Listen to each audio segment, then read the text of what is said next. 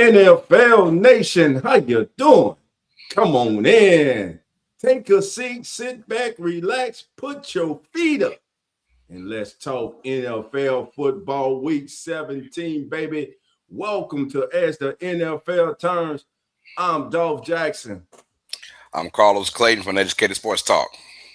All right, baby. We are in the building today. Hey, Jeremy will be joining us today. The one and only Coach Rock will be joining us. And y'all know when Coach come in here, baby, just hold on, baby. Cowboy being here, host of the Atlanta Falcons Fandemic, baby. The entire Come On In Sports Network family is in the building. Our brother Nonfiction, he's in the chat, baby. He'll be in the chat chatting it up with you all day, man. First of all, Carlos, man, how was your Christmas, man? Hey, man, Merry Christmas and Happy New Year to everybody. It was wonderful, man. As you get older, you realize Christmas ain't really for me.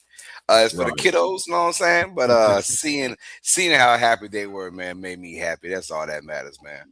Right, man. That's what it's about, man. All about kids, family, man, love, man, and just blessed to see another one, man. You know what I'm saying? That's right. Blessed to have those around you who you love, who you care about, man. And yeah, you're right, man. It's about the kids, especially when you see your kids growing up, man. And oh yeah, going into the start reminiscing, like, damn, man, my kids, like, I got 4 teenagers now, man. Damn it, well, it's adulthood right now, you know. Oh, so, yeah. So, hey, man, it's something to make you step back, man. Reminisce a little bit, you know. Yeah, you know, make you reminisce, man, about the good times, you know, things you did with the babies, you know. So, man, but look, man, let's get into this NFL, man. Listen, it started on Christmas Day, and it started, man, with one of the most fierce rivals in the National Football League, as it was the Dallas Cowboys taking on the Washington Commanders. I almost said that last name, but pretty soon that last name may be back, man. So I'm just saying, there's a vote going coming down, baby. I think it comes back next year. But anyway, man, what was your thought on this Cowboys Commanders game?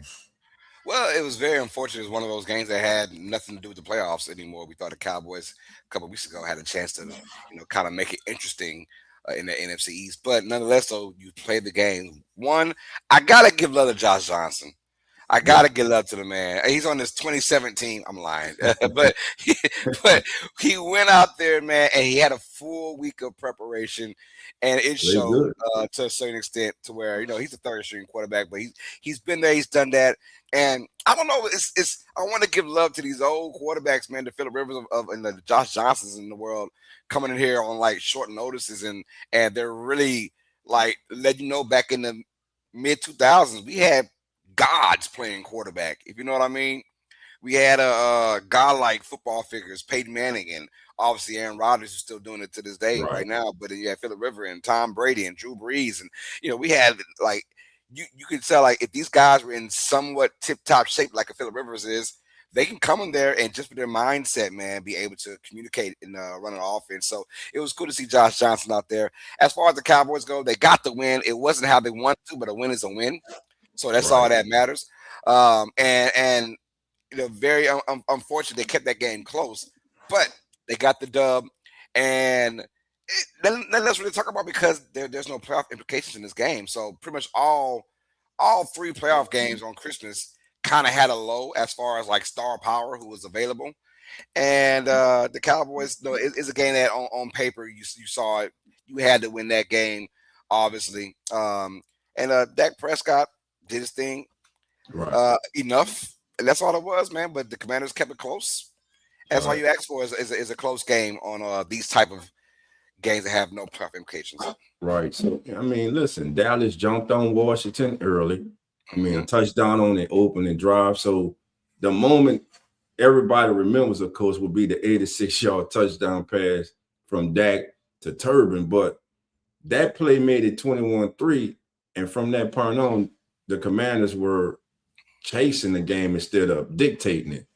And one thing that when you look into, when I was looking at this game, I was like, I don't know if everybody really paid attention to this, but the Cowboys ran 87 offensive plays in this game. The Commanders ran 41. So Let that sink in for a moment. 87 offensive plays to 41.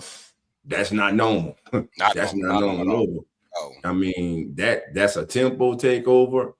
And that led to Dallas controlling the ball for nearly 18 more minutes than the Commanders. So you got your defense on the field that long, man. They're going to wear down, And another thing I took for the game is Dallas didn't beat Washington by exploding. They beat them by exhausting them. Like I said, that time of possession, man, 87 offensive plays. Your defense is on the field. They're getting stressed. They're getting beat down. Every long drive, wore down that Commanders defense. Every first down, forced Washington to run their offense back up, to run their defense back on the field. That's how big plays lose their power. But again, man, good win by the Cowboys. But like you say, unfortunately for the Cowboys, the win does not do anything for their playoff hopes, as they have been eliminated from playoff consideration. And man, when the season started and when the schedule came out, everyone looked at this game as a possible NFC East game to decide who wins the NFC East, but most definitely to solve playoff position. But these teams are in the playoffs. I said the same thing. I said as I was doing the scheduling, you're looking at it and you're doing your picks and predictions for your records. You're like, yo, this could be the game right here that can determine the NFC East. Because I had at one point both these teams, I had them at double-digit wins. Right. I had Washington at 12 wins. I had Dallas at 11 wins for the year, and so just unfortunate. But that's why you play the game, and everything from injuries to just not getting along. All that plays a part into the NFL season, and both these teams got a good bit of it. Yes, they did. All right, family, we are being joined by two more hosts of As the NFL Turns. To my immediate left, you see him, Atlanta Falcons pandemic host, one and only. What's going on, everybody? What's in the building, baby? What's going on, brother? Cowboy. Hey, man, what's going on? We back in the building. What's up, chat? What's going on, brother? All right, man. And, man, my big brother, you see him there under me, right under me. He got the G on, baby. He representing, baby, GSU, baby, Grambling State alumni, former football letterman at GSU, man. Coach Rock, the game has changed. Coach, man, what's going on, baby? Man, you brought Cowboy before me, and I was like, man, he had my deepest sympathy, bro. Like, oh no! Come on, Rock, Cowboy. You got to say the best for last. You got to say the best for last. Put Cowboy on the screen right quick, man. Look, man, for years, bro, I've been praying for you and your Atlanta Falcons team, bro. I'm hoping 2026 be the same year for y'all. Y'all gonna be shit and worse shit. The same outcome for the next 30 years, bro. But for me to you, man, Happy New Year. I love you, brother. I love you. Hey, man, I appreciate it. Same to you, brother. Same to you. I'm glad y'all, you were admiring the background and everything, but we'll welcome you back there, Coach. We'll welcome you back. I got a jersey for you, too. At one time he had one of them things. Hey, he did. I tell you what, if he comes back, I got a Jesse Tuggle jersey for him. You remember that girlfriend you had? She said, I gotta get away from her. She ain't no good. And you never look back? Hey, man. Man, shout out to our brother Nonfiction in the chat. What's going on, brother None? What's on, None? Merry Christmas to you and the family, too, my brother. All right, man. That's funny, man. All right, man. Let's move on but before we go, man, Cowboys and Coach, man, let's get your thoughts quickly on this Cowboys Commanders game. Shout out to Jonathan McCausel right quick. He said, "Morning, fellas." What up, Jonathan? What up, Jonathan? Come on in, brother. Hit that subscribe button if you're new to the channel. Yes, sir. Yes, sir. Going to touch the birds. All right, I got you. Jonathan said, "Rounds gonna touch the birds today, baby." Everybody coming at them Falcons. Hey, man, we sought after. We got this game, Mother Pork Chops over Rice. What up, Mother Pork Chops over Rice. That's a hell of a handle right there. That's all good right there. Mother Pork Chops over Rice, baby. Yeah. Hit that subscribe button if you're new to the channel, man. Appreciate you. Love. Come on in. We also got Money in the building. Money AJ says, yo, what up, Money? Come on in. Thanks for being here. Hey, Subscribe, man, baby. Hit that like button. Thanks for showing love, Money AJ. What's up, Money? All right. Yeah, that is, that's a hell of a name. I love that, man. Mother Pork Chops over Rice, baby. You should put that gravy in, smothered pork chops and gravy over rice, baby. You just hit it like that, baby. But hey, man, action, man.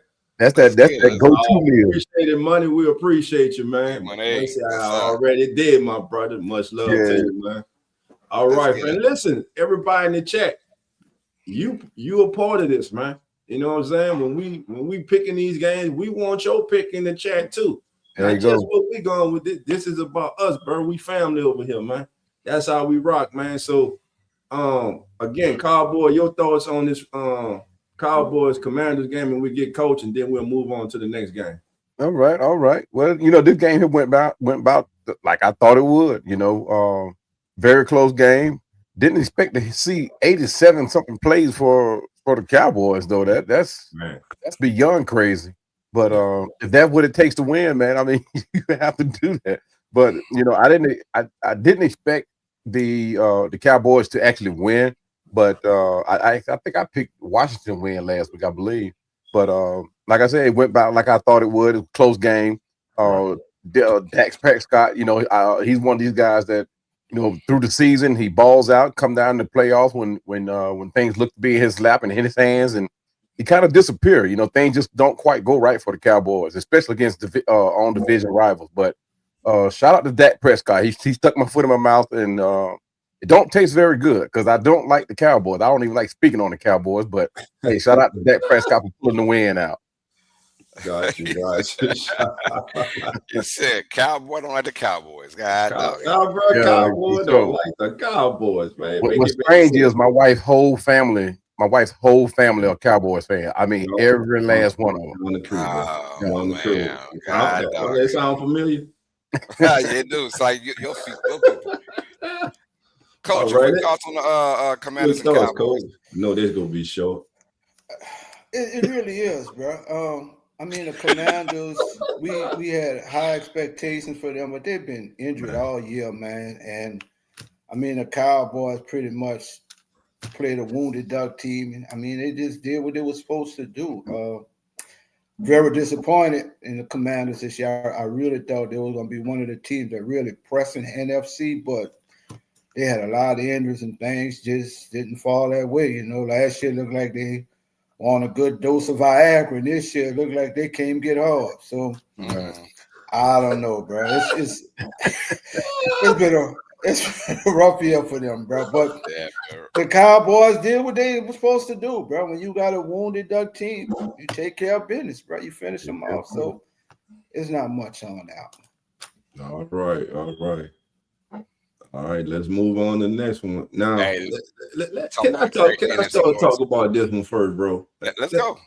Man, at the beginning of the season, Coach, me and Coach were talking, and I said, Coach, I see everybody picking the Lions to once again be one of the top teams in the NFC. But Coach, I told Coach, I was like, Coach, he lost their offensive coordinator and their defensive coordinator. You're not going to tell me that's not going to make a significant difference for that team. Coaching matters. And you saw that this year with the Detroit Lions.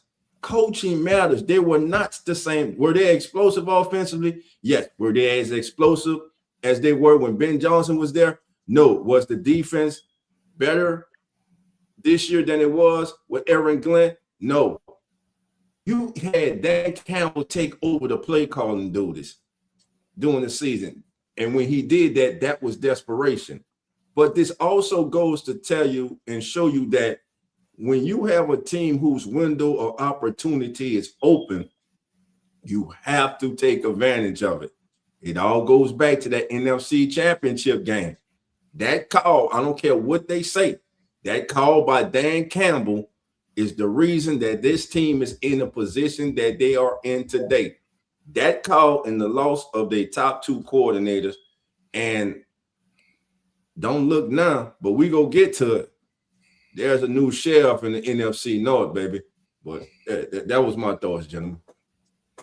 Yeah. Mr. Charlie. Mr. Charlie is just the man. He's doing the best he can. Don't blame me, Charlie, man.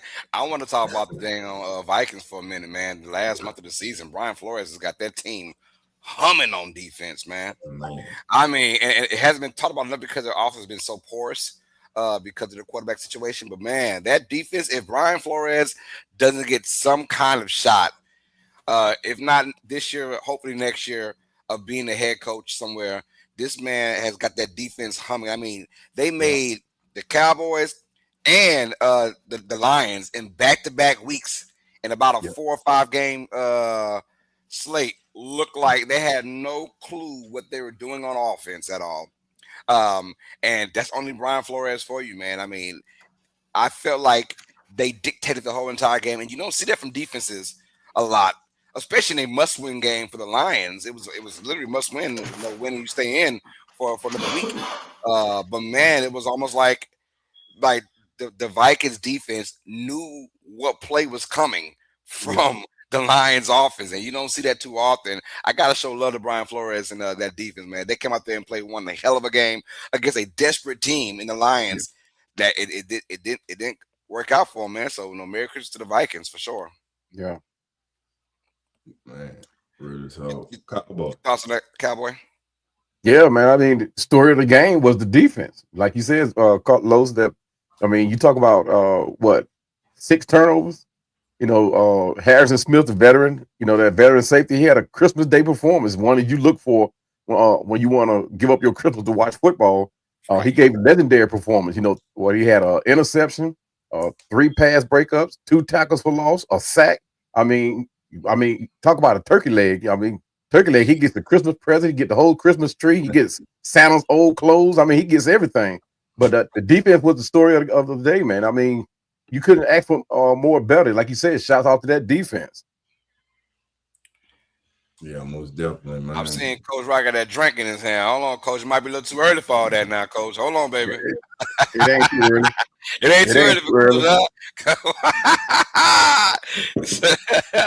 Your quick thoughts. Hey. Shout out to you, Coach. Coach, Brian Flores, man. He's got a defense humming, man. You think he get a shot sometime this year or next year to be a head coach again? I really felt he should have got a shot last year.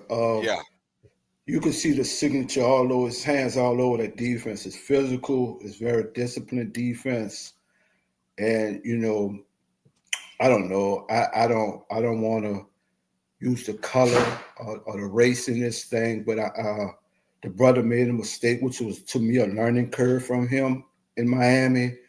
And I don't know if that's being held against him right now, but the guy should be a coach, man. And, sometimes, lessons in life teach you shit, bro. And I think it taught him how to be a better person, a better human being, a better coach.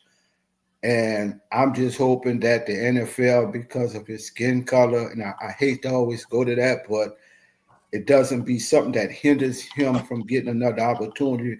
Because if anybody deserves a shot, he is the man that deserves a shot, right? And I'm just hoping he gets another opportunity. Whoever hires him gonna get one hell of a coach, and you're gonna get a physical, disciplined, hard-nosed team that's gonna play Sunday after Sunday after Sunday. So I'm hoping this brother gets another opportunity, man. Yeah. It's funny we mentioned his name. It's not real funny, but it's not strange that we're mentioning his name as a head coach, because his name right now is being shouted from the rafters of the Mercedes-Benz Stadium. I mean, his name is being called out. We want him. But where we are with Raheem Morris, we know we're not going to get rid of him unless something strange happens, because we've hired a new consulting firm to come in. I don't know why, but Arthur Flank is probably washing his hands of it. But his name is being shouted out. Everybody's calling for Brian Flores. So But hopefully it turns out, that we do bring this man in as a head coach. I mean, like Coach said, he should have long been, gotten his another shot at being a head coach.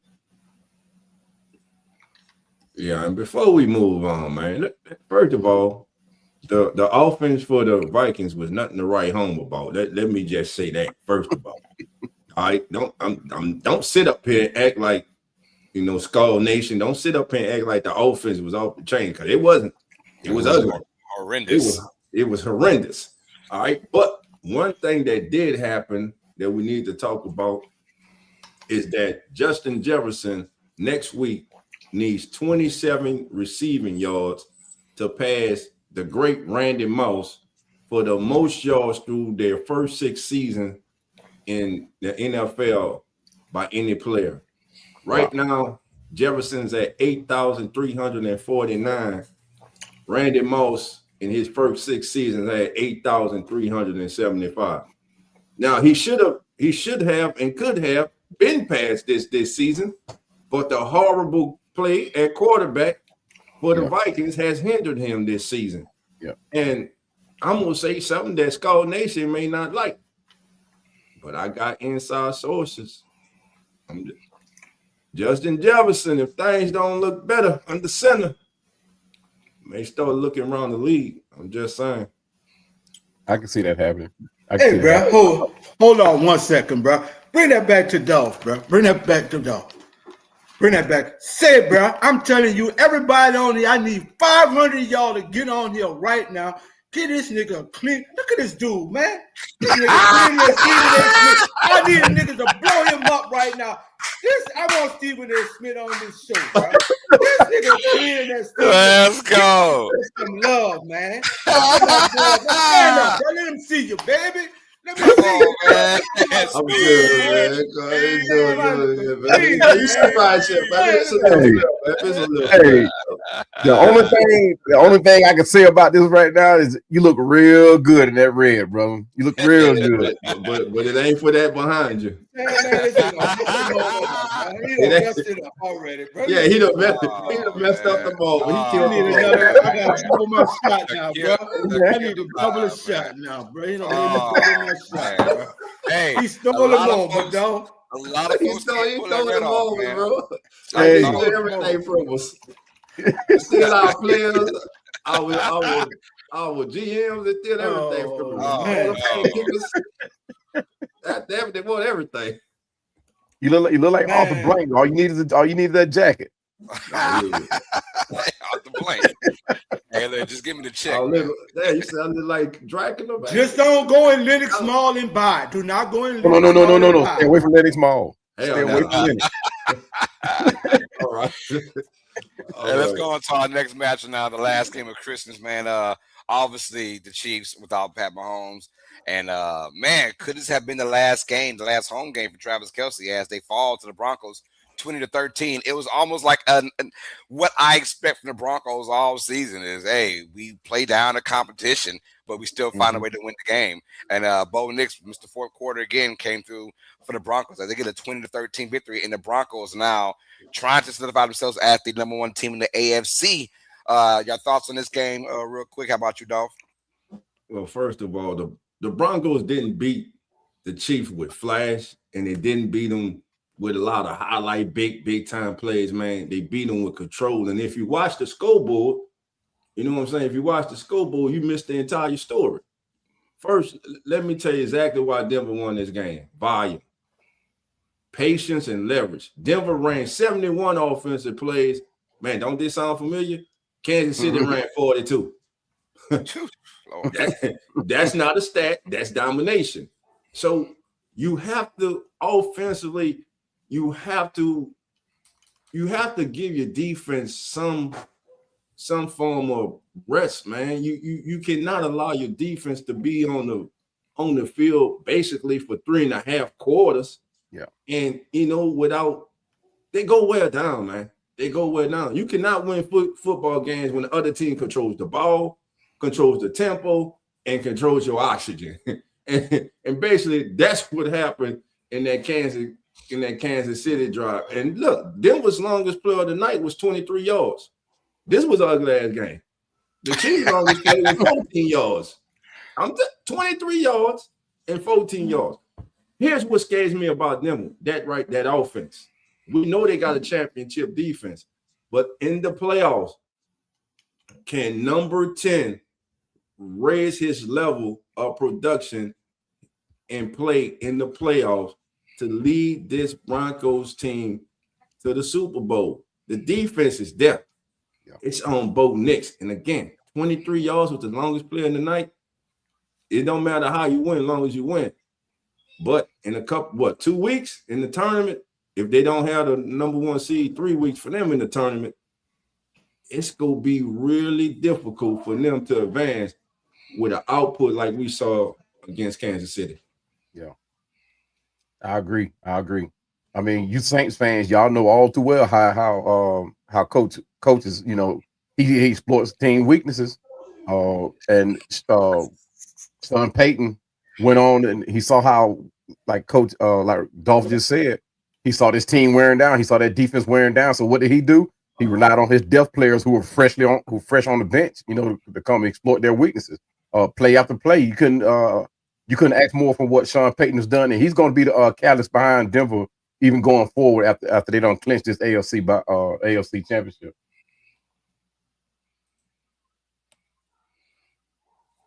I think obviously from a Denver standpoint, you know, a win's a win, and you take it how you want to. But I agree with Dolph. I mean, we're going to see how the playoffs come in but one thing I will say about Denver is they although they play down the competition, they also play up the competition as well. So I think they'll be ready. You know, Mile High Stadium, if they can go ahead and finish these last 2 games off of the season and get that number 1 seed, they'll be a tough cookie to play against anybody, man. When you go down to Mile High Stadium in January, you know, that's gonna be a tough place to play at. So, I know one thing about them is they've done it all. They've seen it all. They've been down by 17 late in games and come back and won. We've seen it all now. So as long as they always had that belief system to keep grinding, this Broncos team, regardless, will be scary. As long as you bring that defense into the picture, Bo Nix's clutchness in the second half for some reason always comes through. We'll see what happens with Denver in playoff time. But they got to win these 2 games right here to go ahead win this last game, to go ahead and be crowned AFC number 1 seed. Right. Coach, your Chiefs, Coach. What's up with them, man? Let me say this, bro. Travis Kelce, thank you, bro. If this was the last go around, thank you. The other thing I want to say is what? Five trips to the Super Bowl. What's the last 7-8 years? 3 wins, 2 losses. All good things come to an end for a short time. So we're gonna get a high draft pick. We're gonna retool this thing, and the Kansas City Chiefs will be back, bro, stronger than ever within 3 years, bro. So kudos to Travis. If that was it, bro, and this the last go round, thank you. But all I said, we will be back, baby. We will be back, baby. Right off the screen, man. Right off the screen, man. The kingdom has fallen. It's over. Damn it, it fell. It's 3 and out. Let's get him. We got Jeremy in the building from Come On Bills. Jeremy, what's up with it, brother? What's going on, Jeremy? You muted, baby. You muted. That mute button gets you every time. How we doing, man? What's going on? Merry Christmas. That go my dude right there. That's my man there, bro. Merry Christmas. That's my Those man. poor Chiefs. Travis Kelce is going to be celebrating Christmas at home next year. Oh, man. Look, I'm putting everything on y'all this year, bro. Don't let me down. I'm riding with y'all this year, man. Oh, shit. Kiss the day. See, there we go. Now coach is coming to the dark side now. There you go. Jeremy, that ain't a good thing. I'm telling you. I mean, that's true. That is true. That Josh Allen, huh? Remember, every time he don't pick y'all on this show, it hasn't worked out so well. Y'all had a bad Sunday. I'm just saying. Hey, it's like a broken clock. It's got to be right eventually, right? Twice a day. Right. It's gotta be, bro. We gonna rewind this until we get it right, bro. We gonna get it right, though. All right, Dolph. Let's get it jumping, baby. All right, man. Well, it's time, baby. It's time for what? Carlos, it's time for the turning point, baby. Let's get it, man. Let's touch down on it, baby. All right. The Chicago Bears, man. The rise of the Chicago Bears. Let's talk about this. First of all, this right here is the turning point. I'm Dolph Jackson. Thank you for joining us. But shout out to the Windy City, baby. For years, the Chicago Bears were a punchline, a franchise stuck in neutral, a franchise searching for identity, a franchise living off history instead of building a future. Oh, but yesterday, baby, everything changed as they went from worse to first. That's right. The Chicago Bears are NFC North champions. Let that sink in. They didn't back into it. They didn't luck into it. These Chicago Bears, they earned it. And when the Green Bay Packers lost, the door didn't just open, the Bears kicked it down. And it all starts with the architect, the head coach. This turnaround starts with one name, head coach Ben Johnson, a first-year head coach who didn't inherit excuses, but instead he built structure. He brought clarity, he brought accountability, he brought a modern vision of football that fits this roster. This is not a team guessing anymore. This is a team that knows exactly who it is. Got Brooks in the background, the quarterback.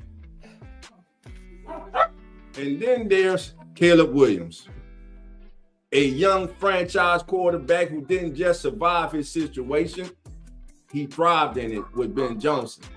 Under Ben Johnson, Caleb Williams has grown up fast. He's made better decisions. He has better command. He has better pause in big moments. That's coaching, meaning talent, not getting in the way. Now let's talk about the other side of the ball, the defense. Because this, my friend, may be the single biggest reason for the Bears turnaround. The Bears defense doesn't just stop you, they take the ball away. That starts with one of the best defensive minds in football and defensive coordinator, Dennis Allen. This defense plays fast, they play angry, they play opportunistic. They flip games with turnovers and they flip momentum with pressure and their identity. And here's the part that nobody wants to deal with when January comes around. You have to face the Chicago Bears. The Bears run the football and they run it with bad intentions. They're one of the most punishing running games in the National Football League. This team will line up and dare you to stop them. You know what's coming. They make no bones about it. They're coming straight at you. What are you going to do about it? So far this season, not many teams have been able to do anything about it. Now, the transformation, why this is real. This isn't smoke. This isn't a fluke. This is sustainable football. And here's why. You have a head coach with vision, a quarterback with confidence, a defense that hunts the football, and a running game that wears you down. That's not just how you win divisions, my friends. That's how you win Super Bowls. That's right. That's how you enter the playoffs as a problem. And make no mistake about it. The 2025 Chicago Bears in the playoffs, they gonna be a problem. The Bears are not happy to be in the playoff. They're not just celebrating the banner. The Bears are serious contenders. And yes, this is a team with a real path to the Super Bowl. So in closing, family, this season wasn't about fixing the Bears. It was about revealing them. From worst to first and feared, this was the moment. This was the turning point. I'm Dolph Jackson. Say, bro. I don't know if it was the drink or it was the music, but without talking about the Bears, a guy just woke up and got his virgin broke last night, bro. That shit. Oh, man. Come on, man. Oh, man. The Bears going to be the first team with their ass home in the playoff, bro. But it was good, though. It was good. Real talk, man. You got to talk about the turnaround, man. Did any of us see this going into the season? I don't know. Maybe there was some music, bro. But you had me there, bro. Like, and man, you were just sitting there using your hands and stuff, and shit. Like, man, look at Dog, bro. Dog getting animated with this shit now. Oh man, Coach is just drawing you in when he. Hey, well, look, I did my job. Did the job. Damn good job. Did the job. Hey, let's break down why the Bears are now being talked about as a fear team. They have officially been the NFC North champions with the Packers loss last night to the Baltimore Ravens. Mr. Derrick Henry, 216 yards rushing, 4 tutties in that thing. If you have him in your fantasy like I do for your championship, you won, baby. You won. Let's break it down. No Lamar Jackson, no problem for the Ravens as they dismantle the Packers 41-24. Snoop was in the building, not Snoop Dogg. Not Snoop Dogg at all, man. Their quarterback, man, showed some grit and some grind as well. They did a good job in this game. Let's start with you, Jeremy. How'd you feel about the Ravens mollywopping the Packers? I mean, it was one of those, you got 2 backup quarterbacks playing. You knew Henry was going to get the ball. The question is, when he gets the ball, can you stop the man, right? And the Packers could not stop him for anything last night. And credit to Malik Willis. I love Malik Willis. He tried to keep that game close. He tried to keep that team on his back. But Derrick Henry, when that man is on, there's not a bigger, stronger, more productive running back in the game. And you knew he was going to get the ball and just had to try to stuff the box and stop him. But man, he's the king for a reason. Cowboy, your thoughts on the Ravens and the Packers matchup? I'm with Jeremy there. I mean, once Henry gets started, man, there's no stopping him. And he was due for a game.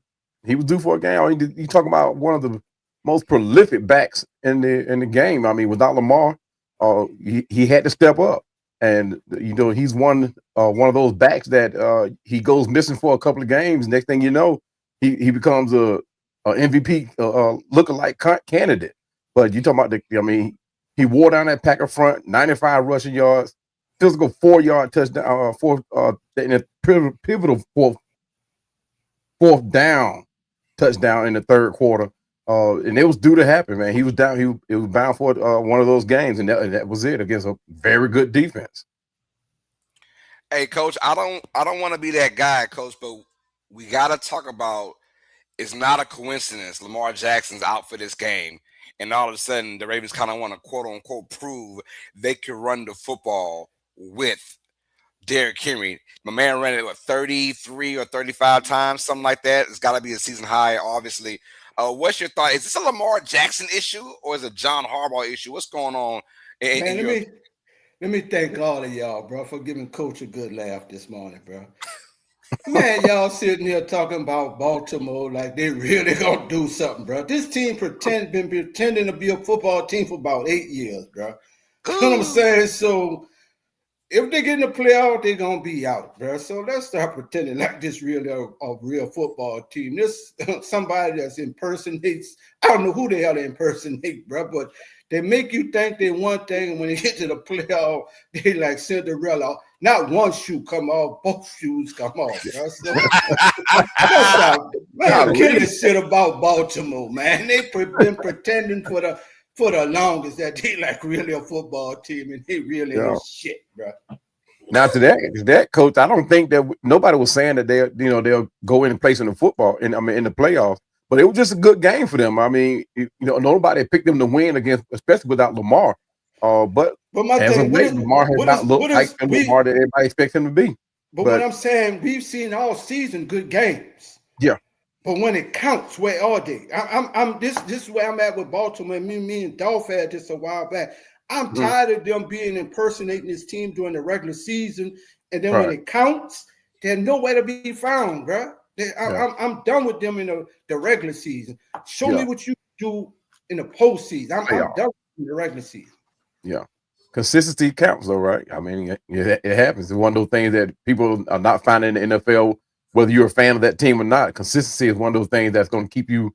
And this is one thing that has bit the Cowboys. You get into the playoff one year, and then next year you look like you're going to win it all, and the following year you go out first round. So consistency is key, and that's what has bitten Lamar and the Vikings. Yeah, man. Man, like who was that? Neo Mall say it's definitely coaching and play calling issues in Baltimore. Jim Harbaugh is long overdue to get fired. How many times we're going to sit here and blame the players, which of course they get the majority of the blame because they're out there on the field, but who's leading them? Who forgets to run the ball in the playoffs? Who forgets he has Derrick Henry on his team in the playoffs? Jim Harbaugh. If you're the head coach and your offensive coordinator is not giving one of the greatest running backs in the history of the national football the ball in one of the most crucial games of all in your entire season, the playoffs, which you bought him to Baltimore for to help take the load off Lamar Jackson, you have one of the most exciting, electrifying quarterbacks with the ball in his hand in Lamar Jackson, and you got Derrick Henry, but yet and still, every time we get in the playoffs, it's a no-show for Derrick Henry. But not because of Derrick Henry, because of coaching. And Jim, has John Harbaugh been successful? Yes. The man, has he been to the mountaintop and brought it home? Yes. Okay. But the thing is this, enough is enough, man. He keeps failing this team, man, in the playoff. And like Coach is saying, they get to the playoff. Oh, what are we supposed to expect for them? Are we expecting them to make the AFC Championship game? I'm not. And by the way, that defense ain't what it used to be. So that's where I'm at with that, man, because you get to where you are as being a fan of football and understanding that for the last 8 years, like Coach has said, the window was open. You got Lamar Jackson winning league MVPs. They make the big signing with Derrick Henry, and they go absolutely nowhere. They just give a straight dud in the playoff, man. And I can only imagine the frustration of that fan base, man. Like, and every time each offseason, you always hear those on the big network say, man, they may have the most talented or one of the most talented rosters from top to bottom. But guess what? It never translates to on the field, especially like Coach said, when it matters the most in the playoffs. But I'm going to have to go back to what you said a couple of weeks ago, Dolph. And at some point, you got to hold the players accountable. Because how many times have we seen the Vikings in control of their own destiny, and you see them falter by either Lamar Jackson can't find reasons why he can't hold on to the football, or Derrick Henry can't find a reason why he can't hold on to the football late games. So sometimes you have to look at the players being able to, hold themselves accountable too. Because, I mean, like you said, you talk about an offense that's stacked with talent. I mean, Derrick Henry, number one, just talk about that. You talk about one of the best, if not the best, running back in the league right now. And then you talking about Lamar Jackson, who has been one of the top 5 quarterbacks in the league for years. I mean, at some point you got to put the ball in their hands. I mean, we've seen plenty of times where Lamar fumble the ball on game winning plays, and Derrick Henry fumble the ball, or the line can't stand up, the receivers can't see the reason to catch the ball. But at some point you got to hold the players accountable.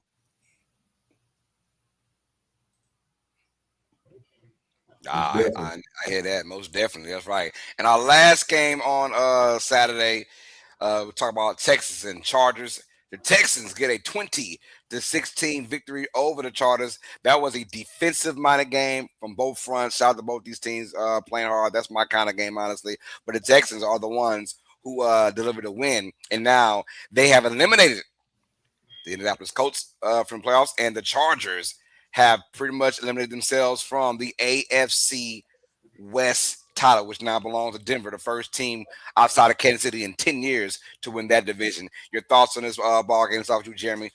Houston and Chargers. And is Houston going to be an actual problem in the playoffs? I mean, I said it last week. I stand by it. Houston's that team I don't want to see in the playoffs. Like, regardless of where the Bills end up in seeding, and I hope we don't have to play them first round. And honestly, if they do make the playoffs, I hope somebody else knocks them out. That defense is just nasty. CJ was looking great first half. Second half, not so much, but still.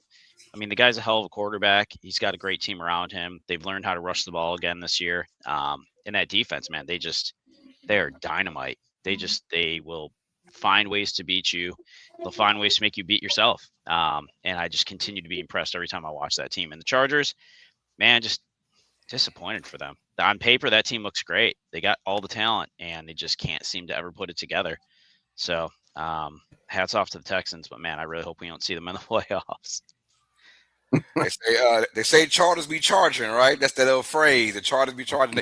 They had 2 out of 5 in the red zone. Talking about 2 touchdowns, and of course those missed field goal opportunities from Dicker, the kicker. We don't ever see that often. Of course, the drop passes that led to interception. So yeah, the Chargers really messed themselves up in that ball game. But the Texans defense, they make you do that. They make you overthink the little things, right? And it's almost like every play they're in the backfield causing havoc. Now we know that Herbert's a really good quarterback, and he made some outstanding plays himself in that matchup. But man, shout out to the Texans, and I agree with you, Jeremy. I don't want to see Houston either. I don't care who it is, whether they're on the road. This is the first time I felt like, this team, if they don't win the division, they still have a chance on the road to beat somebody. So I'm liking what I'm seeing right now from this Texas squad. Obviously, the Chargers, they charged that game. How do you feel about them, Cowboy? Are they still like playoff contenders in your championship contenders in your opinion? I think they still contenders. This is one game that actually surprised me, but. With any team that jumps out with that much momentum, in the first 6 minutes of a game, 14 points, and despite Abraham with his broken hand, 236 yards, 1 touchdown. I mean, he just couldn't catch up. I mean, especially when you have your facing a defense like the Texans had going. I mean, he was sacked 5 times. I mean, that's one thing that any team will suffer behind. Once you build that momentum in the first quarter, it's very hard to catch up. You're talking about 6 minutes into the game, that critical red zone interception that happened. I mean, the Texans defense just stood up. I mean, they was ready to play that day. And it's like Dolph was talking about it earlier, that physicality, when you especially this late in the season, playoff time, that's what's going to win you the championship, defense. Amen to that. We also got folks from India showing love. We got Shubham Narayan. Says hi from India. Welcome. So, come on in. I got a question for everybody. What up, Coach?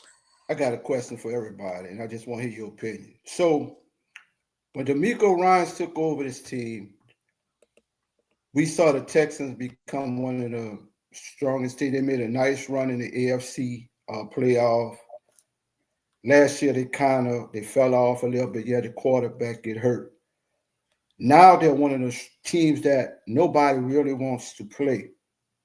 So moving forward with D'Amico Ryans, if they don't make the AFC Championship game or the Super Bowl, and you look at all the pieces that he has added to this defense and offense, do you feel like they've reached their ceiling with D'Amico Ryans as the coach? I'll start with you first, Dolph. How you feel about that? No, the problem with the Texans And there's someone who's in the chat who said Texas is gone. Larry Watts 30. And Larry, this is a question for you. The Texans will not win the Super Bowl. They got Super Bowl caliber defense. They will not win the Super Bowl because of C.J. Stroud. C.J. Stroud has gone in reverse. From that rookie season, he has not gotten better. Where has he improved? Nowhere. He continues to make bonehead decisions. I don't know what's happened to this kid. I don't know if it's the change of offensive coordinators, quarterback coach, or whatever, but this is not the same C.J. Stroud that took the league by storm. To me, he has gone backwards, and basically the last 2 years has been stuck in neutral. To me, he is not elevating the players around him. He is not making them better. And I believe in the playoffs, just like I believe with the Broncos and Bo Nix, it's going to come down to those two quarterbacks because both of them have at their disposal two Super Bowl caliber defenses. But it comes down to these young quarterbacks. Will they be able to make the necessary plays and avoid making the big crucial mistakes that can cost them the game? But to answer your question, Coach, I think D'Amico Ryan comes back. I think they got to get C.J. Stroud gone. Okay. Jeremy. I mean, I'll say this. I don't think D'Amico Ryans has hit the ceiling yet. I think they're on their way. I think there's still potential on this team. I think it's been a weird year for the Texans, but I look at the way they're playing now. And I agree with Dolph 100%. You saw two very different C.J. Strouds in that game, first half and the second half, right? And I do agree he is, I don't know if I'd say he's regressed. I'd say he hasn't taken that step forward for sure. And by now you should start to see that. But he's got the pieces around him. I think you add another offensive player or two, they can really take that next step. But as long as they've got Stingley Jr., they've got Anderson, that team has tons of potential. And I think Ryan still has a very much Super Bowl contender. I don't think it's this year, but next year I could see that team if they add another piece or two and CJ Stroud plays like he should be going into year 4 at that point. That's a really dangerous team. But I think a lot of that's going to rely on CJ and kind of what he does. Do you get the first half CJ or do you get the second half CJ? Yeah. Okay. Now, I'm agreeing with Jeremy. I feel like they haven't reached their ceiling yet. I feel like this team's, I think Stroud, we talk about Stroud, and his inability to play the quarterback position at a high level to get them where they want to be. I'm saying this, he's got to play mistake-free football. Let your defense and that running game do the talking in the playoffs. And I feel like just don't make any mistakes. And if he could do that, this team can go far. And then hopefully they can get their ceiling further on later on in maybe next year or the year after that for sure. But I feel like this team right now, they just need their quarterback to not make any mistakes. And you can ask Stroud to do that. And if he does do that, man, that defense is so damn good. And their running game with Marks and Chubbs has been looking better as the year has gone by. I like this team, and they could win it all this year. I know it sounds crazy and absurd, but it's the first time. And they won the South the last couple of years now, and they won their first round playoff matchups at home and then got beat down on the road next in the divisional round. I feel like this year, whether they're at home or the road, they can go out there and beat teams and be competitive. And I feel like if you blink, this team can find themselves in the AFC Championship game, how they're playing. So that's one team you do not want to see at all in this particular playoffs at all. So, Dolph, what is your window with C.J. Stroud? How many more years you give him till you feel he maximizes where he needs to get to? Entire rookie contract and the 5th-year option. Okay.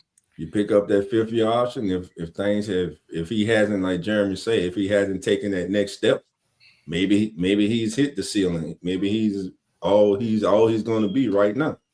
Which is not a bad quarterback, but is it a quarterback to take your franchise to the promised land? I don't know. Okay. Only time will tell. But we're splitting hairs here. I mean, if you think about it, right? Like we're talking about a quarterback that's got us to in the playoff the past 2 years, right? Like, so it's not like CJ Stroud is playing so terribly that he's hurting his team. Right. He's just not playing at the level we would expect, a rookie of the year to take that next step. Right. Yeah, I agree with Jimmy on that one. I like that. All right, let's go on to our Week 17 matches now, man. We got a good one, y'all. So strap on, as Rico Dotto would say. Strap on, y'all. Seattle Seahawks. Right now, the road goes to Seattle. If they can win their last two matchups, they will be the number one seed in the NFC. But they got to go through a really Jekyll and Hyde Carolina Panthers squad. We don't know on any given day what Panthers team we're going to get. I will start with you first, Cowboy. Seahawks, Panthers, man. Who you got to win this matchup and why?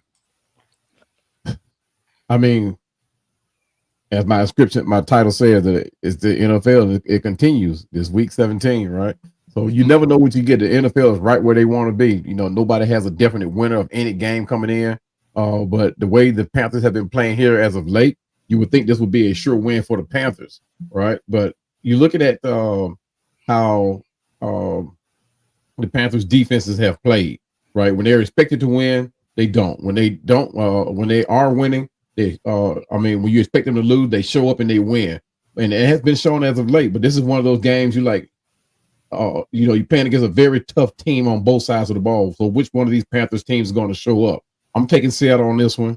I'm looking at a very close game, though. It's going to be a shootout. But I'm taking the Seahawks on this one.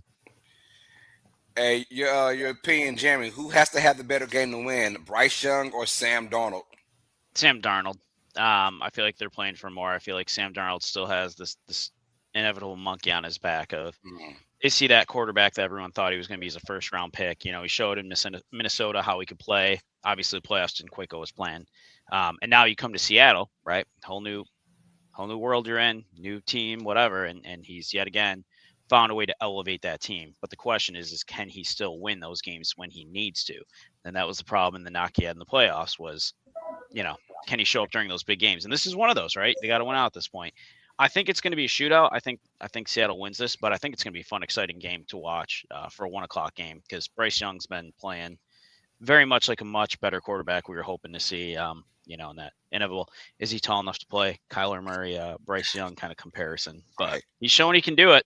It's not the height that matters. It's can you make the plays happen? And man, it's going to be a fun game. Coach, your thoughts on this game, man? And does Sam Darnold have man? Dolph, you remember in the backyard they used to have dice games, bro? Shoot dice. And this is what this remind me of with Carolina, bro. They used to have this old man, and he used to come about $20, bro. Nobody gave him a chance. And that old man used to beat all them dudes and walk away with all the money in the dice game. And that's just how I feel like about Carolina, man. When you look at them, nobody gives them a shot. It's like they're playing with house money, bro. And they just scrappy, and they just play, and they just find a way to win. They're just playing with house money, bro. And it's just a scrappy team, bro. They just scrappy. They just don't quit, And you look at it on paper, and it's easy to say Seattle, but I'm going to Carolina, bro. They're just playing with house money, bro. Now, I agree with you, Coach. I'm going with Carolina as well. My main thing is Sam Darnold. These are the games where we expect him to rise up to the competition and do something, and he always falls. I hope he proves me wrong, but I'm going with Carolina with that running game. Time possession will be crucial, and I think they find a way to win. Everyone's saying shootout. I'm going with an ugly game. I'm going with Carolina win this one. I'm going to say 23-17 over Seattle. Your thoughts, Dolph? All right, so in this contest, we have two quarterbacks that thrive with the ball in their hand late in the game.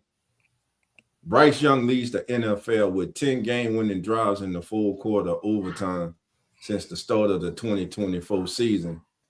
And Sam Darnold is tied for second with 9. Bryce Young has 12 career game-winning drives, which are the most in the NFL since he entered the league in 2023.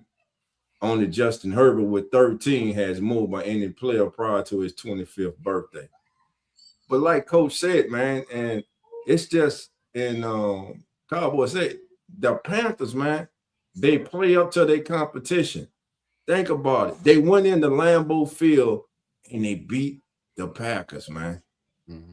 Then a few weeks later, they get another. Who they beat later? Was it the Eagles? Rams. The Rams.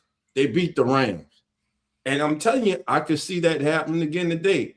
Now, what's important today, too, is if they win today and the Bucks fall, which is a possibility, a strong possibility, Carolina may clinch a playoff spot today. Crazy work, huh? So, man, but in this contest today, you know what? Hey, I called him against Green Bay. I'm calling it today, baby. Seattle gave up 30-something points last week. Carolina at home, that running game. Again, we don't talk about their running game. They got a hell of a running game, too. Carolina at home. Carolina gets the upset over the Seahawks. Sorry, Megan. Oh, Megan. All right, let's go with now. Two teams that have no playoff aspirations at all in this game. Arizona Cardinals and the Bengals. We'll go quick with this one. Coach Rock, you winner, Cardinals or the Bengals? Coach E, I didn't even know, man. It ain't good. That's good. we go skip you, Coach. Go ahead and get your grub on. Cowboy, man, awesome. I was working with a full plate over there.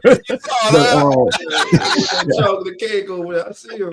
The only thing that matters in this game, man, is pride and draft positioning. Both are on the line. Cincinnati just looks to end this disappointing season on a high note. But going into this game, man, with T. Higgins that's questionable, I'm taking the Cincinnati Bengals on this one. Carolina just have a lot of work to do. Of course, they, like I said, playing for pride sometimes help a team stand up. But I'm taking Cincinnati on this one. I got you, Jeremy. Bengals or the Cardinals. And will Jamar Chase get a touchdown? He hasn't scored a touchdown in about 7 games now. Will he get a touchdown today's game? He'll get one today. I mean, I'm going to go Cincy just because I got to pick one of these two teams.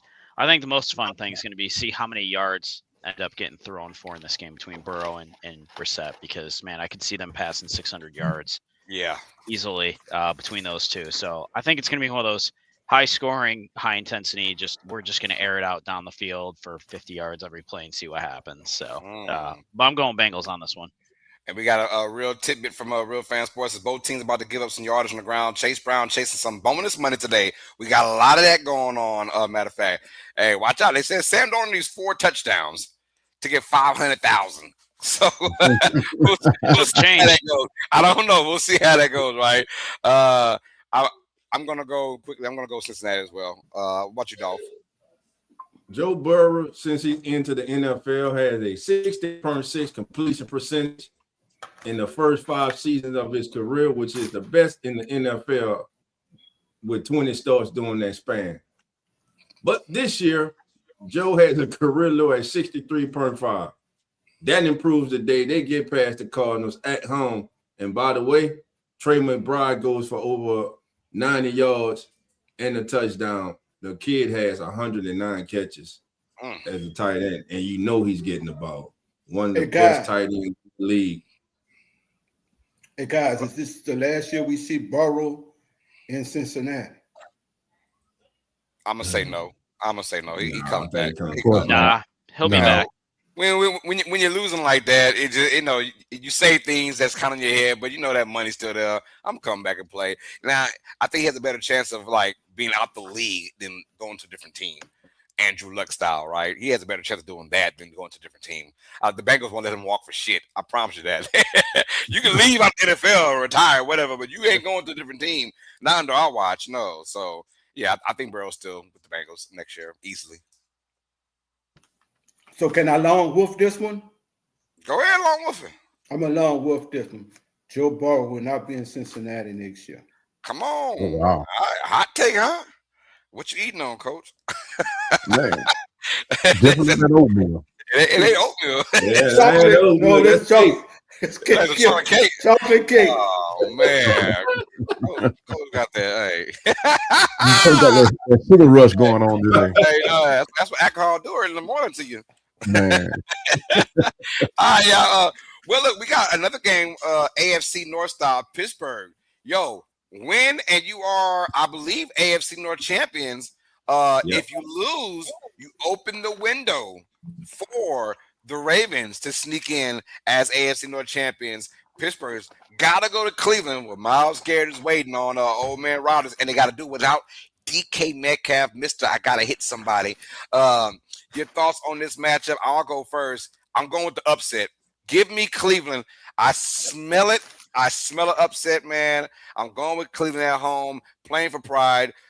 This ain't even about Shedeur Sanders. It's about the defense of Cleveland going to go out there and cause havoc against the Steelers. I think Shedeur does enough to win this game. I'm going with the Browns, man, with an upset. How about you, Jeremy? I mean, I like the Browns in this one. No DK Metcalf. Myles Garrett's going to break his record today. I was impressed how they played the Bills last week. I think Sanders, and I'm not going to go too far down the rabbit hole on this, but I think they're going to get him a lot of quick, short passes to get the game started, get him in a rhythm. And Garrett's just going to do his thing. And if I was Rodgers, I would be very, very worried today because as a man, you don't want coming at you. Nah. Cowboy, who wins this game? Yeah, it's going to come down to old man winner, old Aaron Rodgers. Pittsburgh clinches the NFC North with the Ravens loss.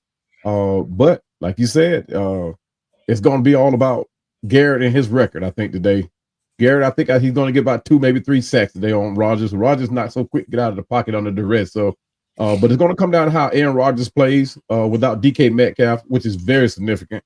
But I think I'm going to still go Pittsburgh on this one. We got a nugget from Swimming or Chaguner says in the last 8 Steelers-Browns matches, the home team has won. Hey, there we go. And Browns are playing at home. Dolph, your thoughts on this matchup? Who you got? Myles Garrett gets the record. Now, let me say that. Myles Garrett gets the second record today. But the Steelers win with no DK Metcalf. Look for Jalen Warren and Kenneth Gainwell to be to be key punch today by the Steelers. Also, hey, let them use you. Let them use you, baby. Let them use you. You sitting on that paper with all them old eloquent ass words on it, trying to read them. Coach got that sugar going now. Take your time, baby. Let them use you. Let them use you, man. Oh Lord, let them use you, baby. Anyway, like I was saying, man, look for Kenneth Gainwell and Jalen Warren to be pivotal in today's game, man. Vital. Yeah, they're the only team. The Steelers, they're the only team in the league with those they have 2 running backs over 900 scrimmage yards with no DK Metcalf. Look for them, especially Kenneth Gainwell, to be big in the passing game, and look for Donnell Washington, the big tight end / offensive tackle, to be pivotal today in this contest. Hey, dog. I'm gonna do it like in the hood, bro. Pittsburgh whipped their ass by 4 teams. Take the AI and all that words you got in front of you. Pittsburgh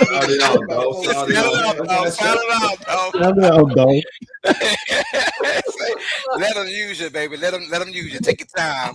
Say doing church. It's all right. It's all right. Let them use you, baby. Yes, let them use you. Yes, let them use you. Y'all holler, bro. You don't want to sit there and got that AI shit and got all them fancy words in front of turning all his tongue in his mouth and shit, man.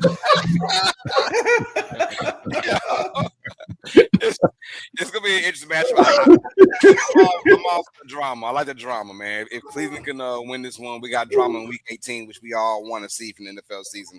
So if that does happen, the ones who did pick the Browns, if that does happen, we got drama for Week 18, and we like that. All right, let's keep it rocking and rolling now, y'all. The Jaguars at the Colts have been officially eliminated after that loss by the Chargers. The Chargers still messing up Philip Rivers, huh? God dog it. But anyways, the Colts will now try and play spoiler over their AFC South rival in the Jacksonville Jaguars. How do we feel about this game? Jaguars off of a huge win over the Broncos. Are they really that team, Dolph? Or just a facade? Let me know what's going on with Jacksonville. This to me is a trap game, a letdown game. You just had that big win that they finally went on the road last week against Denver. Now you come in against a wounded Indianapolis Colts team with 45-year-old old man River. You know what I'm saying? Under center man, but doing his thing. But guess what? I believe the Jaguars they aren't quite ready yet to handle that success, which is kind of good that it happens today. I think it happens today. I got the Colts upsetting the Jaguars today in Indianapolis. So did the Jaguars now? Did the Jaguars now? I said Jaguars. Jaguars, baby. Put the pink in the air, Jaguars, baby. Pronounce it, baby. Sound it out. Jaguars. Come on now. The Jaguars, baby. Jaguars. Next time I go to somebody, hey guys, y'all see the Jaguars play? Oh man, hey Jeremy, how you feel about this Jaguars team against the Colts? Is this a trap game? I mean, it could be a trap game. I don't see it being a trap game. Jags are going to roll in this one. I mean, I think Philip Rivers, old man Rivers, is Dolph would say, is gonna try and keep it close. But nah, Jags are going to take this. They're going to end up winning their division and moving on. So give me Jags, 35-21. Yeah, I agree. I'm going with Jacksonville as well. I think the life has been sucked out of the Colts over the last month and a half of the season, and this was that nail in the coffin right here. I think they're gonna have a poor game. Just let's get the season over with, man. I think Rivers like I got my 5 extra years of insurance for my family. I'm Gucci, man. I'm Gucci. Appreciate you, Goodell. I'm gonna ride it out of the sunset. I got a lot of kids to take care of, man. I'm going with Jags for the win this one pretty easily. How about you, Cowboy? Yeah, I'm the same. I'm going with the Jags on this one. I think old man said it best. He said, "I'm not here to win games. I'm just here to maintain." So, but with the injury riddled Indiana, Sauce Gardner's out, the Buckner is out. I don't see how the Colts can come in and do anything defensively. It's Jaguars for me. So yeah. Now that Jaguars team does The they look good. The Jaguars. Jaguars. It's pronounced Jaguars. So that's a lot going on. But I like this team. I like the makeup. I like the fact that they found stability in the receiving core too after getting Jacoby Myers. Obviously, they paid the man Washington to service. man. I'll just get on that. Washington's been phenomenal as well. They found some stability with this team. And of course, now ETN is being that guy. We call him down south of Louisiana, Achan. But we know that Travis Achan and company, he has found his spot now. And I knew something was up when they went ahead and traded Tank Bigsby to the Eagles. They said, you know what, this is our year. We want to assure ourselves that E10 is our guy, and now we got weapons around Lawrence. And look, not saying they're the Texans. We'll find out how that goes because if they win this game, they are the AFC South champions. But I like this Jaguars team to not go far. I would not be surprised if we see a Jaguars versus Texans AFC Championship game. That's all I'm saying. I would be surprised. I can see that. We didn't even talk about Brian Thomas. No, exactly. He's had a bad year, a down year so far, and they have been just clicking on all cylinders over the last 6 or 7 weeks of the season. And it's all started from that trade deadline when they got Jacoby Myers. Man, they haven't looked back since. Yeah, I mean they put up 25 plus points 8 straight games now. Question for all you and everybody in the chat: does this performance this year by the Jacksonville Jaguars does this solidify Trevor Lawrence as officially arriving? Now they've been to playoffs before, but the kind of season that they are having this year and that win they had last week in Denver, was that the moment that the Trevor Lawrence that everyone has been waiting for arrived? No. Okay. I like Lawrence. I always like Lawrence. I just thought that it's Jacksonville, man. They'll find a way to mess you up, man. But I tell you, Lawrence won them quarterbacks. Go ahead and let him go if you want to be Jacksonville. He'll be picked up in 1 minute from somebody else. So so don't do that to yourself, man. Pay that man because franchise quarterbacks are a dime a dozen. You don't get them too often. You got a franchise quarterback right here. Build around him like you've done so far this year, and we'll see how that goes later on. Minnesota's probably kicking themselves for not doing that with Darnold. Yeah. They had Jones too on the same damn team. Jones and Darnold, and went with McCarthy. So All right, let's keep it rocking and rolling, man. We gotta go quick with this now. Buccaneers and Dolphins. Buccaneers got to win to keep themselves floatable for the NFC South title, which they could probably clinch next week if they can win today. They have a match against Carolina. Dolphins, Buccaneers. Dolphins any chance to win this game, Jeremy? Bucks. Dolphins got no shot. I I mean, they got A-Chain, which always keeps you in a game to some degree, but quarterback play is going to be the difference. And Baker's still playing for something. That team's still got more raw talent on its paper than the Dolphins do. So give me the Bucs on this. Coach, Bucs and Dolphins. My question is, both of those teams in Florida, right? So who house is going to cost the most? is the head coach of the Bucs house costing more, or the Dolphins? Because both of them going to be looking for a new home, bro. So both coaches out of that, man. I could give less who wins this shit, but I'm going with the hot dog on this one. They say they got good hot dogs in the stadium. Dress mine up with some chili and shit, and let's roll. I'm gonna go with Tampa to win this matchup. Quinn Ewers is not that guy. I don't know why Miami thought about even trying to change the whole Tua thing to Quinn Ewers. It didn't look good last week, and it looked good this week as well, man. Buccaneers roll in this matchup, and set up a showdown for the NFC South Championship next week, which will probably be on NBC. Might be. All right, how about you, Cowboy? Yeah, Miami, they starting their young kid, Quinn Ewers, but Tampa would definitely get after this kid, man, just to see how much he got in, how much he think he's ready to play that quarterback position. I would have stuck with Tua, but hey, like Coach said, it's a matter of who house costs the most. So somebody has to make a bold move and make a decision that could possibly save them their team. I mean, their job. So, but I'm going with Tampa Bay on this one. They still got a lot to play for, like Jeremy said. All right, now we got. Yeah, we've been watching the same Bucs team the last several weeks. Because evidently y'all been sipping on what Coach sipping on, eating that chocolate cake. Man, I'm getting upset, man. It ain't no upset, man. Until Tampa Bay gets off this slide, man, and Baker Mayfield has been the reason, throwing crucial interceptions late in games, making bonehead decisions. Until he gets his mind right, and he hasn't gotten it right over the last several years, man, give me Miami, man. That Miami defense playing better. And A-Chain, man, just off the chain, man. Dolphins win this game. Gotcha. All right, let's keep it rocking and rolling then, man. Oh, no. We can't keep it rocking. What's up? Wait, got the wrong wolf this one, don't he? Oh, yeah, you by yourself. Let's go. Yeah, you by yourself.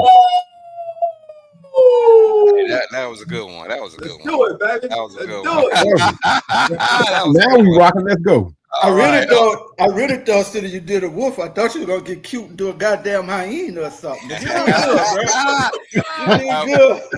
We got Patriots at the Jets, you guys. Real quick, how much the Patriots beat the Jets by? So with you first, Coach. Oh man. Where the game be played at? New York, New Jersey. New Jersey, excuse me, yeah. I got the Patriots winning by 24.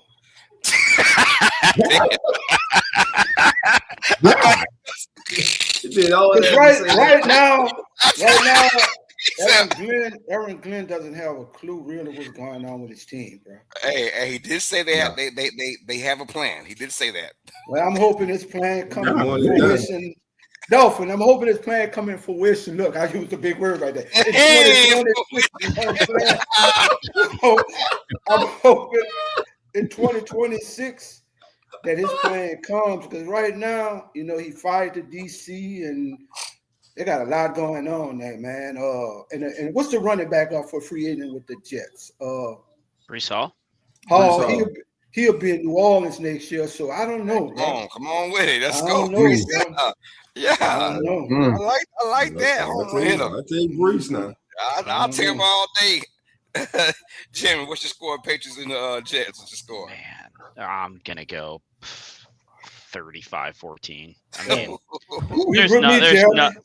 mean, exactly. There's nothing going right for the Jets at this season. Yeah. I feel bad for Breece Hall. I hope he does get out of New York for his own sake. I like him as a player. I think he's incredibly talented on a just terrible team. There's so much work that needs to be done that I thought they were going to try to fix this year, and there's just way too many holes that they've got to fix. So I hope for his sake they get out of there. But yeah, this is going to be steamroll all over it. Yeah, I got the Patriots winning by 3 tutties as well, 21. Give me 28-7, New England to win that matchup. All right, let's keep it rocking and rolling, y'all. Let's go with let's go with the game of the week. We're going game of the week now. Philadelphia Eagles taking on the Buffalo Bills. Both these teams are fighting for seeding. Eagles can go as high as, I believe, the 2 seed. Bills are still trying to find a way to win that NFC East, man. I mean, AFC East, excuse me. So let's keep it rocking. I'll start with Jeremy first, our fellow Bills. Bills Mafia. How do you see this game going out, and who wins it, man? Bills win it. I think it's going to be a close one.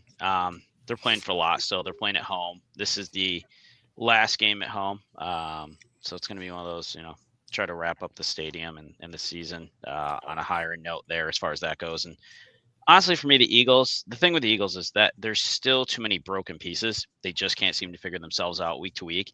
And talent-wise, they got a ton of it. Jalen Hurts has looked better, but there's just so many question marks I still have of which Eagles team really exists. And Allen's Allen, right? Doesn't matter who's out there. It doesn't matter who he's playing with. He's going to take that team and put it on his back. So I would expect to see a big day out of Allen today. They're going to give Cook the ball. Cook's going to put up another probably 130, 140 yards of scrimmage, 2 touchdowns is what I'm going to go with. I mean, for the Eagles, I do believe Jalen Carter's back, so they have that, which is probably going to help some. And for us, the biggest thing we're going to have to do is make sure we can contain Jalen Hurts. Our rush defense is not good. So if he breaks out of the pocket and starts taking off, it's going to be tough for us. But I still see the Bills winning this in a tight game. Give me 23-20. Ooh, let's go, Coach. Right. We got this game. Man, I hate the Philadelphia Eagles with a passion. This is why I love Coach. Oh, I hate them, bro. After what they did us in the Super Bowl, I'm hoping they start fighting. What's the receiver name that always whining? AJ Brown. AJ Brown. I hope he catch no ball and he go to fighting on the side. I hope Jalen Hurts running, sliding, or soon somebody bust his ass. I'm going with the Bills Mafia. This is my team in the AFC to go to the Super Bowl. I'm going with none other than the Buffalo Bills by 10 in this game. Let's go, Coach. Nice. Yo, your feelings, Cowboy? Yeah, man. I mean, this is a potential Super Bowl preview, right? Like Coach said. But the Eagles, they're looking to maintain their very slim lead in the NFC, while the Bills try to keep pace with the Patriots in the East. But one thing the Eagles are trying to do, they're trying to bring back Jalen Carter, which I don't think they should have done. 2 weeks ago, the man couldn't do a push-up, so I don't know how much help they think this man's going to be able to do. But the Bills, they must contain Hurts, who's going to look to scramble a little bit. The Eagles will target their the Bills secondary, which is kind of suspect at their safety spot. But I think the Bills have enough to keep the Eagles at bay. But like Jeremy said, that man Josh Allen, I've always liked him. He's going to put the team on his back. Only thing is, he can't fall into these traps of what the Eagles are sure to show him, and that's to bait him into throwing an interception. So they have to keep him in the pocket and keep a good protection for him. But I'm taking the Bills on this one. Oh, Carlos, you're muted now, buddy.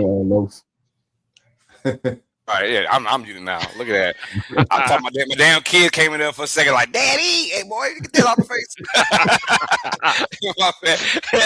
Yo, no, I'm going the Eagles, y'all. I'm sorry. Going the Eagles to win this matchup, man. I feel like Philadelphia, this is the time right here. This is the time. I think they're gonna dictate Josh Allen. Now, Josh Allen's gonna be Josh Allen. But can you make him and force him to do a couple turnovers that he doesn't want to do? Eagles have that kind of defense. I feel like they put that pressure on Josh Allen, but I think Allen's going to run for his life in this matchup. Look for Allen to use his legs a lot more in this game than usual. But give me Philadelphia to win this one. A very close matchup.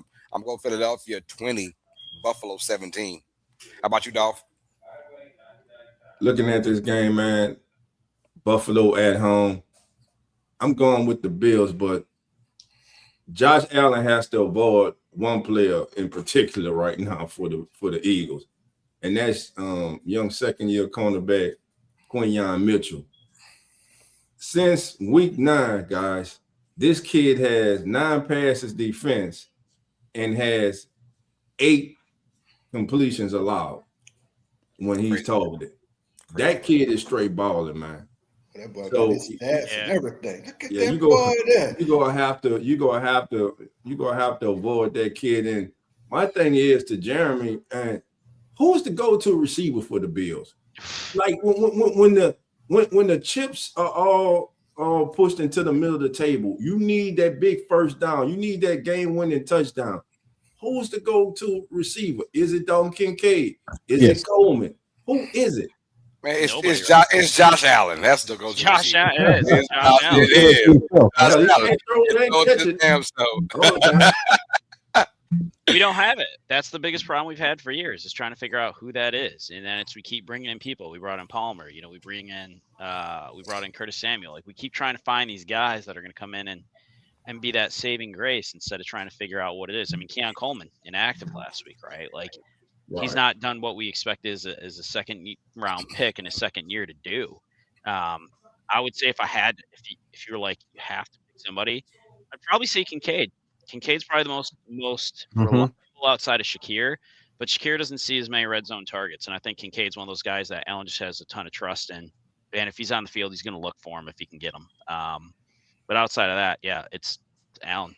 It's the Allen game is what it is. Yeah, Kincaid's that guy, man. Coleman's not happy right now, so he's not going to do a whole lot of going above and beyond that 110% that you want each and every player to put out. But no, but he needs to, because right now there's a lot of question marks with him in Buffalo, and a lot of people want him out of here. So he's got 2 weeks to really turn things around and kind of change that whole persona that's around him at this point. And I hope he does. I like the kid. I think he's got a ton of talent. I don't know what's broken and what's wrong with him that they have to fix. But he's got to get out of the doghouse and make them plays. All right. Carlos, let's go rapid fire, baby. Let's go. Hey, there's one game we didn't touch on because somebody asked about it, and for good reason. The Raiders and the Giants. Quick, everybody. Raiders against the Giants. Who wins? Give me the Raiders. I'm going Raiders to win this game for some reason. The first pick in the draft. Monday night. Here we go. Well, let's talk Sunday. That's the more important game. Sunday. Bears and 49ers. That'll be the last one on the docket. Let's talk about that one, y'all. Bears and 49ers now, both these teams. Yo, people don't realize if the Niners win their last two games, they're the number one seed in the NFC. No one's talking about that potent offense right now that has been they haven't punted the football since November. We are about to be in January. They haven't punted the ball yet, you guys. This Niners offense has been going crazy right now. Yeah. They say, hell, the defense. We know the defense ain't there. They are methodically going down the field against everybody, but now they take on a opportunistic Bears defense, and pride is on the line. First place is on the line for it all. There's still a chance for both teams to be number one seed in the NFC. Who wins this matchup? Let's start with you first, Coach. Let's get you out the way, man. Man, look, I sit here and I listen to how Dolph laid that out so beautiful about the Chicago Bears, and the music was all sweet and shit, and how they turned it around this year, and how Dennis Allen was in New Orleans for 4 years and didn't do shit. Now he's a great defensive coordinator, and the Bears are this miraculous team. The 49ers whipped their ass today by 10. Ooh, how about you, Cowboy? Hey, man, it's going to be the battle of the dynamic duos, Caleb Williams and Luther Burden, and Brock Purdy and Christian McCaffrey. I'm going to have to take the latter of the two. Brock Purdy, Christian McCaffrey pulls out the win by 10. How about you, Jimmy? Niners by 7. It's going to be a good game. And I'm probably wrong because, man, them Bears, every time I think they're going to blow it, they can somehow pull this off. But Niners by 7. It's a long wolf fight. I'm with San Francisco as well, man. I long wolf coming. 24-21. 24-21. Here comes your long wolf. What about you, dog? There you go. That's right, baby. Chi-Town Dolphins riding with you, baby. Chi-Town tonight, baby. Brock Purdy throws 2 interceptions and toss up a fumble. Bears win and they run the ball down the 49ers stroke, baby. Bears 24. 49ers 13. Take that. Ooh, I like that. Okay. All right, Dolphins on you. Let's get out the way, man. Let's get the straight baller. Y'all know what to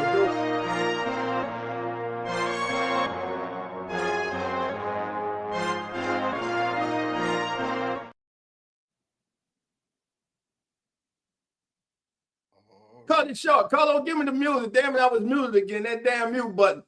Hit the music, baby. Let's get it, baby, and turn it way up, baby. Because where we going, Carlos? There we go. Oh, y'all, here we go. It's time for straight balling, baby. In this segment here, it's simple, baby. We scour around the NFL and we look for that player who we believe is gonna be straight balling out his mind today, baby. Oh man, so when I look, baby, I go to not the NFC North, baby. I'm going to the AFC North. The Pittsburgh Steelers taking on the Cleveland Browns. What do the Browns have to play for? Absolutely nothing but Myles Garrett. I'm picking him again this week, baby. He is chasing history. And with no DK Metcalf, eventually they're going to have to pass the ball, and that Steelers offensive line's a little shaky, baby. Give me Myles Garrett to break the single season record for sacks, and he will be straight balling today against the Steelers. Let's go. Hey, I'm going with Ramondre Stevenson of the New England Patriots. They will run up and down all around the New York Jets today. I feel like Stevenson over 100 yards, a touchdown. That's how I'm going with Ramondre Stevenson as my straight balling player of the week. What's up, Jeremy? Talked about him earlier. Going James Cook. 140 overall yards, 2 tutties. They got to win this game. They win this game, they're going to basically lock up winning out as long as we beat the Jets next week. Cook runs, Cook cooks, we win. Give me James Cook. Straight balling. Cowboy, who you got? Oh man, can you believe it? Can you believe it? Can you believe it? Cowboy going against his own team. He's going against his own team. What in the world is happening in the NFL? But as the thing said, the NFL continues. So I'm going against my own team. I'm picking Puka Nacua for the Los Angeles Rams to be the straight baller of the week. Our secondary has been suspect all year long. They have been kind of holding up with injuries, but we have not been able to pull it together. Puka Nacua is my straight baller of the week. Monday Night Football, you guys. Rams and Falcons. Yeah. And hey, say the best for last. Coach, who is your straight baller and play of the week? My straight ball is coming off the bench for the 49ers today. None other than Mr. Brian Robinson. 20 carries for 100 yards and a touchdown. He gonna run that shit down the Bears road. And that's our straight baller play of the week, y'all. He didn't even say that with conviction. He didn't say it with his chest. He don't believe that. He don't believe that. Listen, family, listen. This is as the NFL turns. We thank you for joining us. Listen, we'll be here each and every single Sunday through Super Bowl Sunday. And fellas, what we tell them, the doors are now open. So what? Come on in. We'll see everybody next Sunday. Wait. We'll see everybody next year. Before we go, I want to say this with all sincerity, man. Thank each one of y'all for this year, letting us come into your living rooms, your homes, while you're at work, man. Thank you for being there for us, showing us love, showing us support through your good times, through your bad times, through all you went through in 25, man. And from each one of us here, I pray God's blessings on a prosperous 2026 for you all. And I hope God's blessings on your families and each one of y'all. And again, thank y'all, man, for just coming in, a bunch of guys that just act like clowns. And we don't know shit about football. We just talk about it. But you coming with us, you let us come in, and we appreciate y'all, man. And from me and all my guys on there, we love y'all. Thank y'all. May God bless y'all going into the new year, man. Amen. Amen. Hey, happy holidays, y'all. Hey, happy New Year, man. 2026. Hey, when we be back next week, 2026, baby. We'll be back next week and next year. Next year. See you guys next year. Hey, enjoy your Sunday of football, family. We out.